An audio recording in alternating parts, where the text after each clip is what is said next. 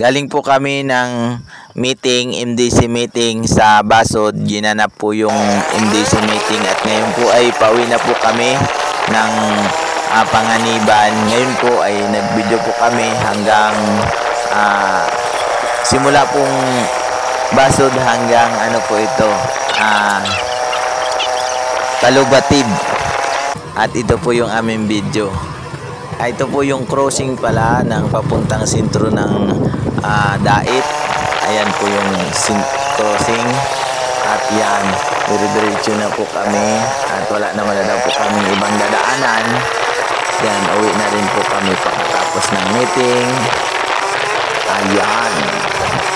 At marami pong mga kalsadang mga inaayos po dito. Kaya medyo hindi po tayo makapabilis ng maayos na takbo. At ang dami pong mga inaayos pang mga kalsada po dito sa lugar po o sa bayan po ng Dait.